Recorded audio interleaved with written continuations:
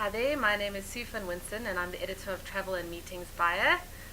Today I'm going to be chatting about some of the findings from a recent survey we did amongst our readers, which is focusing specifically on corporate travel into Africa.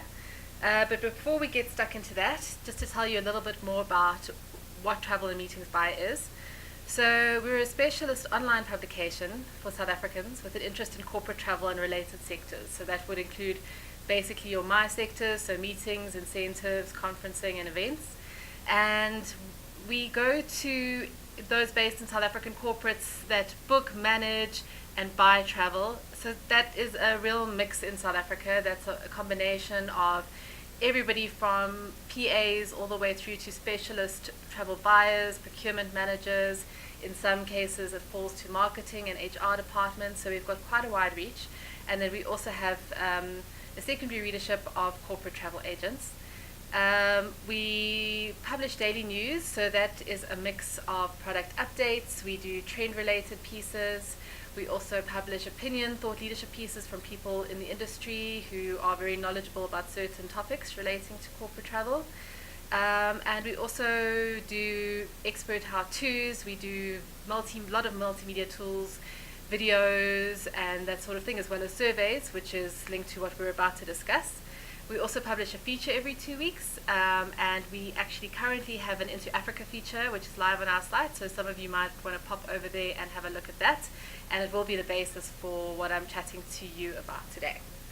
Okay, so we've been reporting on Africa for a very long time, and through the years we see a lot of the same recurring themes coming up sort of time and time again.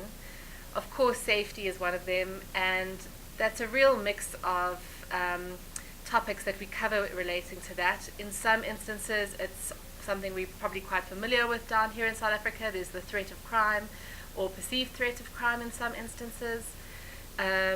Disease is also a major thing, with malaria being quite prevalent in a lot of parts of Africa, and also with all the sort of hype that we've seen around Ebola, and various other diseases relating that are more of a threat in Africa than they may be in other parts of the world.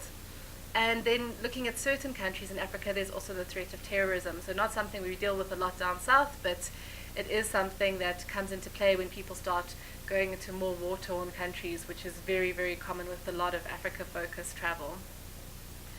Another theme that keeps coming up time and time again is pricing. So a lot of African countries, their travel suppliers price in US dollars, and with the rand performing as it is at the moment, that means that people often end up having to pay exorbitant prices, especially when one considers what they're getting in return. Comparatively, for the same US dollar-based pricing, you'd probably be able to get something very different in other parts of the world. And added to that is that there is very limited supply in some countries. So that is starting to change, and we'll talk about that a little bit later. But a lot of countries have very few international standard hotels, and that means that with very limited supply, there's obviously a very high demand, and it means hotels can get away with charging a lot more. Airlift. This is something that is very, very much an issue and very topical. Something we can probably relate to with all of the stories we cover on our national carrier and the impact that's had possibly on other airlines that have wanted to expand in Africa and South Africa. We have a very strange situation when it comes to African aviation.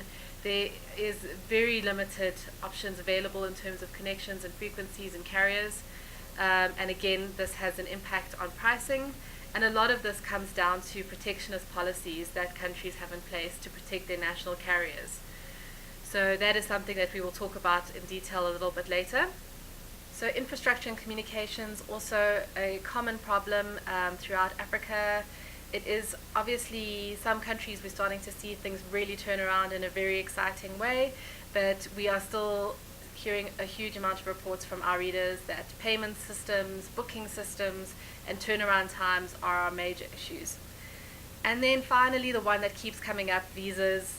Very confusing processes in terms of applications, really long waiting times, and this is something we'll chat about more as we start working through the results of our survey.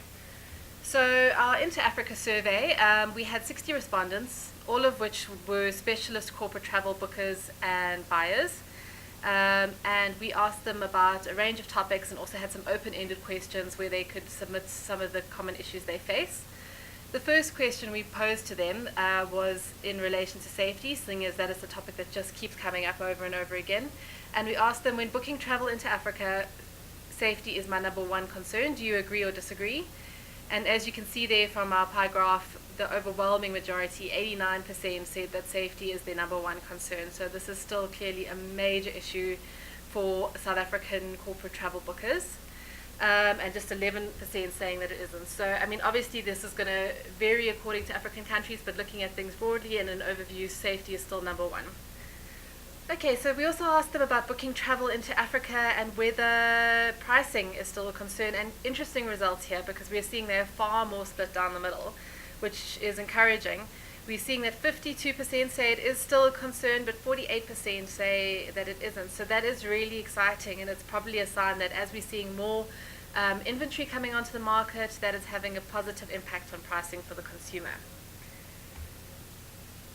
And now this is also a very encouraging result that we saw. We asked our readers whether overall travel payments were getting easier in Africa. Did they agree or disagree? And 72% said they agree. So, I mean, unfortunately, we can't compare this to any historical survey, but going forward, it'll be interesting to track whether this changes over the years. But very encouraging to see that we've got 3/4 saying that travel payments are getting easier generally throughout Africa. So, a positive trend there. Then we drilled down to specific African countries because the initial questions were quite generalist. So we thought let's kind of focus in and see where the real problem countries are. And first of all, we tackled the topic of visas. And we asked our respondents which country was the worst in terms of visas. And the overwhelming majority said Nigeria. So we see here it is 38 out of 60 that mentioned Nigeria as the worst country to get work visas, business visas for. But there were also some very notable mentions that were right up there. DRC was just behind them. We also saw a lot of people mentioning Angola, Ghana, and Morocco. So interesting trend there. We then asked them about which African countries gave them the most problems in terms of flight affordability and availability. And again, once again, we have Nigeria right at the top there, 21 out of 60 saying that Nigeria was the most difficult country when it came to organizing flights. 21 out of 60. Notable mentions, again, we've got a similar lineup here. We've got DRC, we've got Ghana, but then we also have Zimbabwe, Angola, and Mozambique. Just something to factor in when it comes to these results is that it only makes sense that the countries that are being booked the most for travel in Africa are the ones that would give corporate travel bookers or buyers the most problems.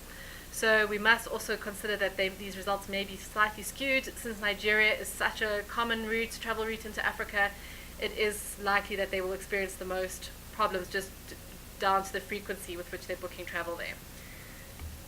Okay, so then we also asked about which African countries have shown the most improved infrastructure. So here we looked at transport, hotels, payments, systems, telecommunications, and very encouraging, we see Botswana right at the top. The most respondents mentioned Botswana as their best country in terms of improved infrastructure. But interestingly, Nigeria is up there as well. So we're still seeing Nigeria featuring very prominently, whether you love it or hate the destination. Also Ghana, which was a country that was cited for issues in terms of visas and flight availability. But positive developments also out of Kenya, Mozambique, Ethiopia, Namibia, Zambia, Zimbabwe, and Rwanda. Then we had an open-ended question for our readers, and we asked them if they could change one thing about travel into Africa, what would it be? And some of the common themes that came out, air connections and routings were a problem. We could have assumed that one would come up. Again, communication was something that came up, and that to me is a really interesting one. People were saying that it took very often more than 24 hours to get a response out of suppliers. And I think this is an area that we could possibly see the most rapid turnaround as more technology becomes available. Something like real-time booking systems, real-time availability would go a really long way in terms of alleviating that. The more that travel buyers can see inventory and themselves, the easier this process, rather than waiting for a person to have to get back to them with a response to the inquiry. But at the same time, it will require a mindset shift. So although technology should help, it may be a while before we see rapid improvements in terms of communication when it comes to booking travel in Africa.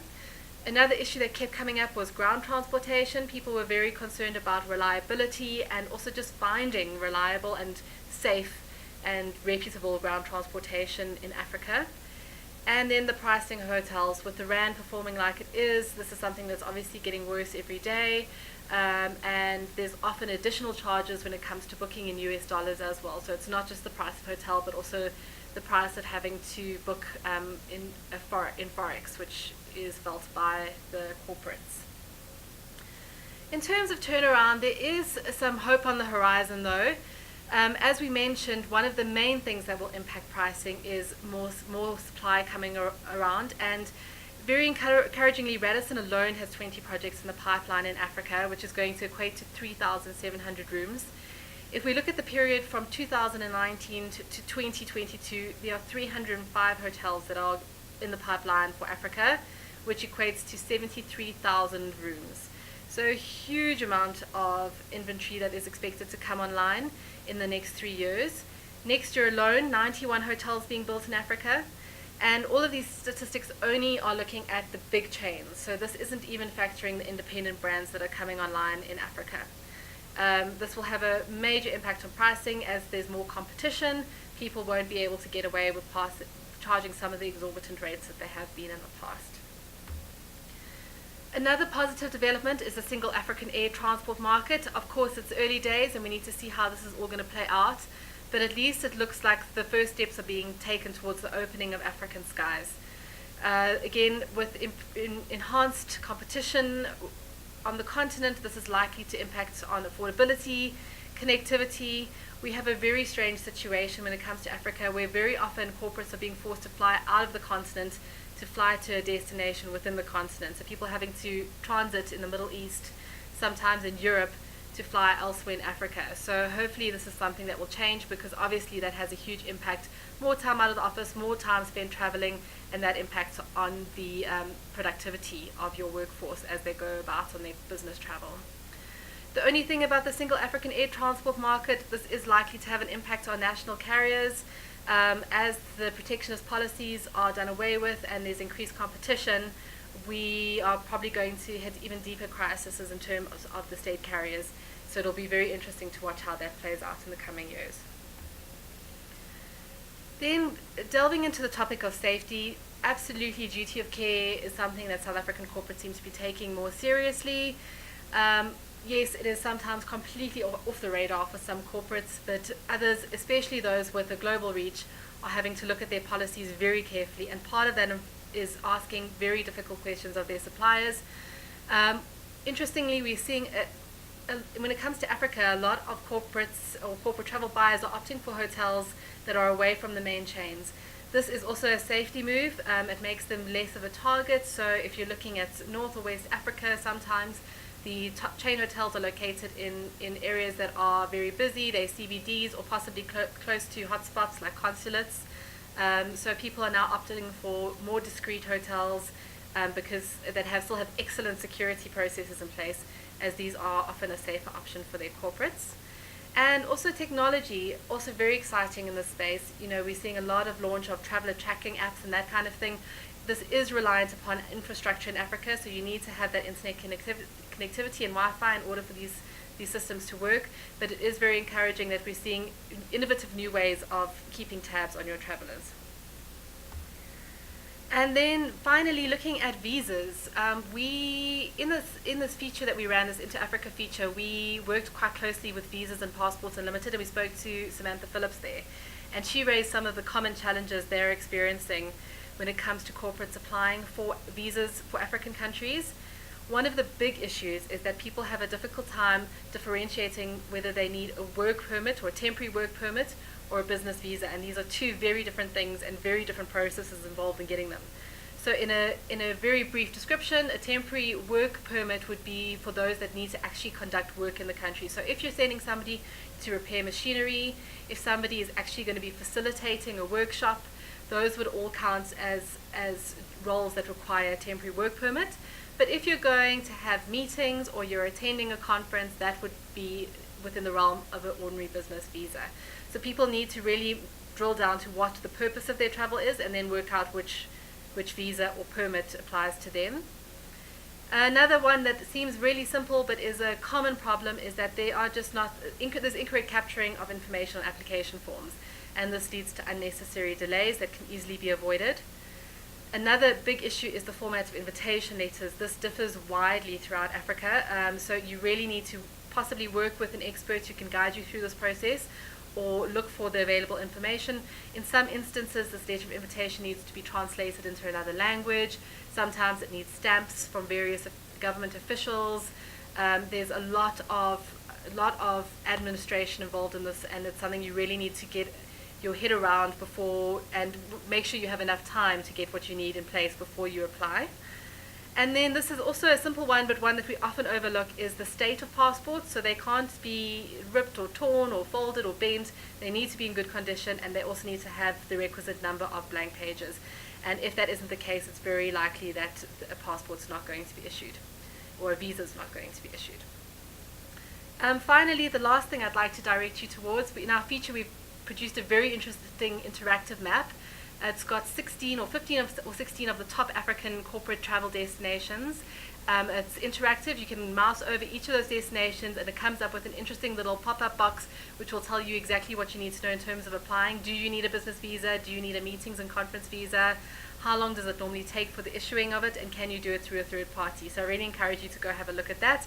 And we've also produced a printable table which you can also stick up at your desk for easy access. So that's a wrap from me. It's a very interesting topic, and I'm sure as the day unfolds you'll also be learning a lot more about the continent and some of the opportunities and challenges. And yes, if there's anything else you'd like to know, I am available to take your questions at the end of the session, so I'm looking forward to hearing from you.